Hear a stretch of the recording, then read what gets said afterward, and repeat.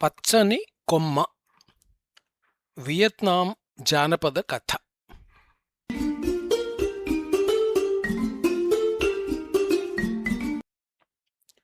అనగనగా ఒకప్పుడు నోతో ప్రభువు దగ్గర తోమోదాత అనే యువ సమురాయి యోధుడు ఉండేవాడు. అతను మంచి సైనికుడు, మంచి సభికుడు, మంచి కవి కూడా. అతని గొంతు కమ్మగా ఉండేది, ముఖం అందంగా ఉండేది, శరీరం దృఢంగా ఉండేది. అతని తీరు కూడా ఎంతో బాగుండేది. అతను అందంగా నాట్యం ఆడేవాడు. ఆటపాటల్లో కూడా అందవేసిన చేయిగా ఉండేవాడు. తోమోదాత డబ్బు గలవాడు కనుక దయతో దానాలు చేసేవాడు. అందుకని కలవారు లేనివారు అందరూ తోమోదాతను అభిమానించేవారు. దైమ్యో అంటే ప్రభువుల వారికి నమ్మకంగా ఒక పని చేసి పెట్టవలసిన మనిషి అవసరం వచ్చింది. ఆయన తోమోదాతను ఎంచుకున్నాడు, పిలిపించాడు. నీవు విధేయత గలవాడివా? దైమ్యో అడిగాడు. మీకు తెలియదా మహాప్రభు అన్నాడు తోమోదాత. నా మీద అభిమానం ఉందా అడిగాడు ప్రభువు. అదేమన్న ప్రశ్న మహాప్రభు? మోకాలి మీద నిలిచిన తోమోదాత వినయంగా అన్నాడు. అయితే నాకు నీవు ఒక పని చేసి పెట్టాలి, ఒక సందేశాన్ని అందించి రావాలి. అందుకు వీలైనంత వేగంగా గుర్రం మీద సాగాలి. కొండలు, శత్రుదేశాలు ఎదురైనా భయం లేకుండా ముందుకు సాగాలి. వాన వచ్చినా వరద వచ్చినా ఆగకూడదు. ప్రాణం పోయినా పర్వాలేదు, నమ్మకాన్ని మాత్రం వమ్ము చేయకూడదు. అయితే అన్నిటికన్నా మించి ఒక మాట ఉంది. దారిలో ఏ అమ్మాయి కళ్ళలోకి చూడకూడదు. వేగంగా వెళ్ళాలి, అంత వేగంగానూ జవాబుతో తిరిగి రావాలి అన్నాడు నోతో మహాప్రభు. ఇక తోమోదాత ఒక గుర్రాన్ని సంపాదించుకున్నాడు, పని మీద బయలుదేరాడు. నిజంగా విధేయత గలవాడు కనుక ప్రభువు పని చేయడంలో తనదైనా గుర్రానిదైనా శక్తి వంచన లేకుండా ముందుకు సాగాడు. ఎత్తైన కొండలు ఎదురయ్యాయి, లోయలు అడ్డు వచ్చాయి, శత్రు దేశాలు తగిలాయి. అయినా అతను మాత్రం ముందుకు సాగుతూనే ఉన్నాడు. అలా తోమోదాత 3 రోజులు ముందుకు సాగాడు. అప్పుడు అది 9వ నెల కనుక ఆకురాలు కాలం. పద్ధతి ప్రకారం గాలిదుమారం వచ్చింది. తరువాత కుండపోతగా వాన కురిసింది. అయినా తోమోదాత తల వంచుకుని ముందుకు వెళుతూనే ఉన్నాడు. పెనుగాలులు పైన్ చెట్లలో ఈలలు వేస్తున్నాయి. తుఫాను చెలరేగింది. గట్టిదైన గుర్రం వణికిపోయింది. ఇక ముందుకు కదలలేకపోయింది. తోమోదాత దానితో ముచ్చట పెట్టి హుషారు చేశాడు. తన ఒంటి మీద ఉన్న పై వస్త్రాన్ని గుర్రానికి కూడా కప్పాడు. తాను ఎగిరిపోకుండా దాన్ని గట్టిగా అలుముకున్నాడు. అలా ముందుకు సాగాడు. పెనుగాలి మరీ పెద్దది. దారి మీద గుర్తులు కూడా దాని ముందు నిలవలేక చెదిరిపోయాయి. సమురాయి యోధుడిని గాలులు సతమతం చేశాయి. అతను బలహీనపడి సొమ్మసిల్లే చోటికి చేరాడు. మధ్యాహ్నమైనా మసక చీకటిలాగా ఉంది. సాయంత్రం అయితే రాత్రిలాగా ఉంది. ఇక రాత్రి వస్తే యోమి నాటి రాత్రిలా కారు చీకటి కమ్మింది. అందులో ఆత్మలు తిరుగుతూ అరుస్తున్న భావం కలిగింది. ఇక ఆ సమయానికి తోమోదాత దారి తప్పిపోయాడు. అడవిలో చేరుకున్నాడు. అక్కడ మనుషుల జాడ లేదు. గుర్రం అతడిని ఇక ముందుకు కదిలించలేకపోయింది. బురద గుంటల్లో కష్టపడి నడుస్తూ, చిత్తడి నేలల్లో చిక్కకుండా సాగుతూ, రాతి నేలల్లో ముళ్ళ కంపల్లో ముందుకు సాగుతూనే ఉన్నది. చివరకు దాని పరిస్థితి దీనంగా తయారైంది. అయ్యయ్యో, నేను ఈ అడవిలో పడి ఆగమైపోతానేమో, ప్రభువుల వారి పని కొనసాగేలా లేదు అనుకున్నాడు తోమోదాత. సరిగ్గా అదే సమయంలో గాలులు గట్టిగా వీచాయి. ఆకాశంలో మబ్బులు కదిలిపోయాయి. వెన్నెల వెలుగుతూ పరుచుకున్నది. ఒక్కసారిగా వెలుగు వచ్చేసరికి తన కుడి చేతి పక్కన ఒక కొండ ఉన్నట్టు సమురాయి గమనించాడు. కొండ మీద ఒక పూరి పాక ఉంది. దాని ముందు 3 వెల్లో చెట్లు ఉన్నాయి. దేవుడి దయ అంటే ఇలాగే ఉంటుంది అన్నాడు తోమోదాత. చూస్తుండగానే కొండ ఎక్కాడు. గుడిసె తలుపులు సందుల్లో నుంచి సన్నగా వెలుతురు కనిపించింది. పైకప్పు రంధ్రంలో నుంచి పొగ కూడా కనిపించింది.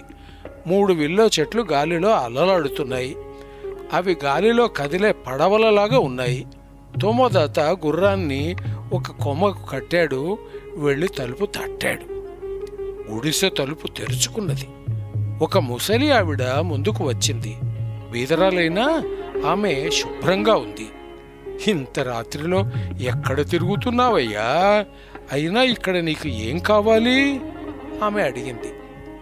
నేను అలసిపోయిన బాటసారిని, దారి తప్పాను, దిక్కు తెలియడం లేదు, ఒంటరి ఎడాలిలో ఒక్కడినే మిగిలాను.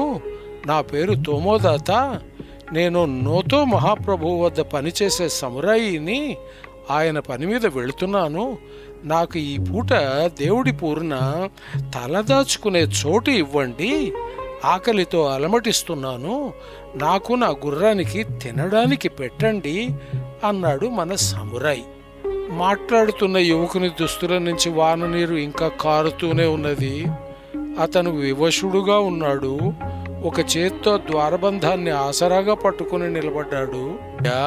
ముందులోనికి రండి, గట్టిగా అన్నది ముసలావిడ. ఆమె మనసు నిండా జాలి నిండింది. వెచ్చని మంట ముందుకు రండి, అనుమానం లేకుండా ఇంట్లోకి రండి. మాది బీద వ్యవహారం, ఉన్నదంతా మీ ముందు పరుస్తాము. ఇక మీ గుర్రం సంగతి అంటే దాన్ని నా కూతురు పట్టించుకుంటున్నది. మీ గుర్రానికి ఏ లోటు రాదు.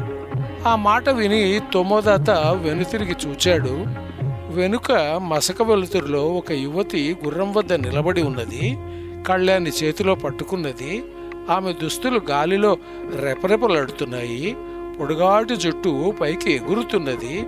ఆమె ఎక్కడి నుంచి వచ్చిందని యువయోధుడు ఆశ్చర్యంగా చూచాడు. ఈలోగా ముసలావిడ అతని చెయ్యి పట్టుకుని లోనికి లాగి తలుపు వేసింది. చలి కాచుకుంటూ మన యోధుడు మంట ముందు కూర్చున్నాడు. ముసలావిడ, ఆమె మొగుడు అతనికి సౌకర్యాలు కలగజేస్తున్నారు. పొడి దుస్తులు ఇచ్చారు, వెచ్చని పానీయం ఇచ్చారు, చక్కని భోజనాన్ని తయారు చేసి తినిపించారు. అంతలో ఇల్లుగల వారి అమ్మాయి లోపలికి వచ్చింది. ఒక తెర వెనుకకు వెళ్ళిపోయి తల తుడుచుకుని దుస్తులు మార్చుకున్నది. అప్పుడు ఆమె బయటికి వచ్చి అతిథికి సేవ చేయడంలో తాను చేరింది. ఆమె ఇంట్లోనే నేసిన నీలం రంగు నూలు దుస్తులు వేసుకున్నది. కాళ్లకు జోళ్లు లేవు, జుట్టు ముడి కట్టలేదు. అదుపులోని ఆమె జుట్టు ఆమె భుజాల మీద, చెక్కిళ్ల మీద పరుచుకున్నది. జుట్టు చాలా నల్లగా ఉన్నది. అది ఆమె మోకాళ్ల వరకు ఉన్నది. అమ్మాయి బక్కపలచంది, అందంగా ఉంది. ఆమె వయసు 15 కన్నా ఉండదని తోమోదాత అనుకున్నాడు. తనకు తెలిసిన వారి అందరిలోనూ అందమైన అమ్మాయి ఆమె అని కూడా అనుకున్నాడు. కొంతసేపటికి ఆమె వచ్చి తోమోదాత పక్కన మోకరిల్లింది. అతని పాత్రలోకి పానీయం వంపింది. 2 చేతులతో పానీయ పాత్ర పట్టుకుని తల వంచింది. తోమోదాత తిరిగి ఆమె వైపు చూచాడు. ఆమె పానీయం పోయడం అయింది. సీసాను ఆమె కింద పెట్టింది. అప్పుడు వాళ్ల చూపులు కలిశాయి. దైమ్యో ప్రభువు మాటలు మన నాయకుడు పూర్తిగా మరిచిపోయాడు. అమ్మాయి, నీ పేరేమిటి అడిగాడు. నన్ను పచ్చని కొమ్మ అంటారు, అమ్మాయి జవాబిచ్చింది. అన్నిట్లోకి అందమైన పేరు అంటూ అతను మరోసారి ఆమె కళ్ళలోకి చూచాడు. అలా చాలాసేపు చూచాడు. ఆమె ముఖం సిగ్గుతో కందింది. బుగ్గలు ఎరుపెక్కాయి. అతను చిరునవ్వు నవ్వాడు. ఆమె కళ్ళలో నీళ్లు తిరిగాయి. అయ్యయ్యో, నోతో ప్రభువు పని మీద బయలుదేరిన నేనేనా అనుకుంటూ తోమోదాత ఒక గీతం మొదలుపెట్టాడు. పొడుగాటి జుట్టున్న అమ్మాయి పొద్దున్ననే లేచి వెళ్ళాలి, ఎంతెంత దూరాలు వెళ్ళాలి. నిడుపాటి చుట్టున్న అమ్మాయి నిలకడ లేకుండా వెళ్ళాలి, పొద్దు పొడవంకనే వెళ్ళాలి. సిగ్గుతో బుగ్గలు కందాయి, తిరిగి నాకెప్పుడు కనిపిస్తాయి. జవాబుగా పచ్చని కొమ్మ తాను కూడా పాడింది. ఉదయమది వద్దన్నా వస్తుంది, వెళ్ళకు యోధుడా వెళ్ళిపోకు, సిగ్గు సిగ్గును దాచుకుంటాను, వద్దన్న ఉదయం వస్తుంది. వదలి వెళ్ళకు యోధుడా వెళ్ళొద్దు, చెయ్యెత్తి మొక్కేను చెలికాడా. పచ్చని కొమ్మ నా పచ్చని కొమ్మ, తోమోదాత నిట్టూర్చాడు. ఆ రాత్రంతా మంట ముందు వెచ్చగా దొర్లుతూనే ఉన్నాడు. కంటి మీద కునుకు రాలేదు. ప్రేమపాశంలో పచ్చని కొమ్మకు అతను పట్టుబడిపోయాడు. కానీ ప్రభువు ఆజ్ఞ ప్రకారం అతను అటువంటిదేమీ పట్టించుకోకూడదు. పైగా నోతో ప్రభువు పని ఇంకా జరగనే లేదు. ఒకవైపు ప్రేమ, మరొక వైపు ప్రభుభక్తి అతడిని కుదిపివేశాయి. తొలి వెలుగు రేఖలతో తోమోదాత నిద్రలేచాడు.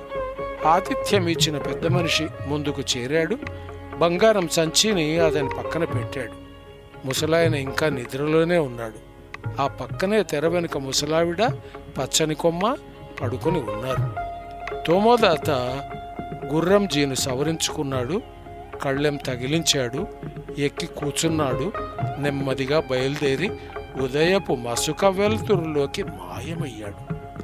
అప్పటికి తుఫాను తిరుగుదారి పట్టింది. అంతటా స్వర్గంలాగా ప్రశాంతంగా ఉంది. తడిసిన పచ్చిగడ్డి, చెట్ల ఆకులు పచ్చగా మెరుస్తున్నాయి. ఆకాశం నిర్మలంగా ఉంది. దారి చక్కగా కనబడుతున్నది.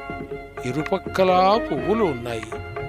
అన్నీ ఉన్నా తోమోదాత సమురాయి మాత్రం దుఃఖంగా ఉన్నాడు.